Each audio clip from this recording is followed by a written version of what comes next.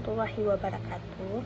Saya Vita Bianca dengan NPM 231010300132. Dalam video ini, saya akan membahas makalah saya yang berjudul Analisis Kebakaran Hutan dan Lahan di Kalimantan dan Sumatera dalam Perspektif Liberalisme.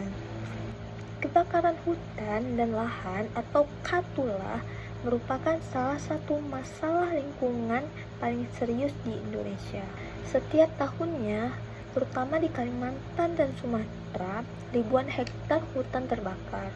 Berdasarkan data BMKG tahun 2023, ada lebih dari 40.000 titik api, di mana dengan luas terbakar lebih dari 150.000 hektar.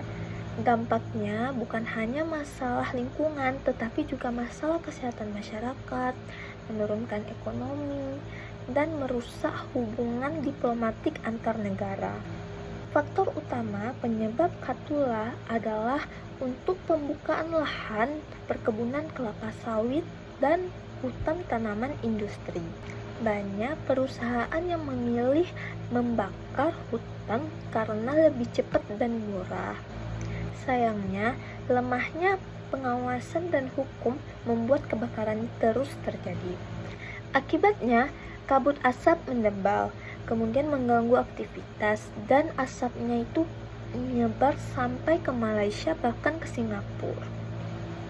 Kalau dilihat dari teori ekologi politik, kebakaran hutan bukan hanya semata bencana alam, tetapi akibat dari sistem ekonomi politik yang timpang, di mana aktor besar diuntungkan dan masyarakat kecil dirugikan. Sementara itu, dalam perspektif liberalisme, KATULA dianggap sebagai masalah global yang membutuh kerjasama internasional. Negara-negara ASEAN melalui AATHP sepakat untuk menanggulangi kabut asap lintas barat, meskipun pelaksanaannya masih belum maksimal. Pemerintah Indonesia sudah berupaya melalui pembentukan Badan Restorasi Gambut dan Mangrove atau BRGM untuk melakukan restorasi lahan gambut dan memperkuat penegakan hukum bagi perusahaan pembakar lahan. Namun, upaya ini perlu diperkuat dengan transparansi, partisipasi masyarakat, dan koordinasi lintas lembaga. Kebakaran hutan dan lahan atau KATULA merupakan masalah kompleks yang multidimensi. Solusinya tidak bisa hanya dari pemerintah, tapi memerlukan kerjasama semua pihak, baik masyarakat, sektor swasta, maupun komunitas internasional.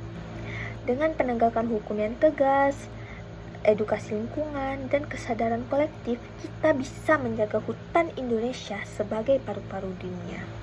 Terima kasih teman-teman sudah menonton. Semoga video ini bermanfaat dan menumbuhkan kesadaran kita semua untuk lebih peduli terhadap lingkungan sekitar kita. Terima kasih. Assalamualaikum warahmatullahi wabarakatuh.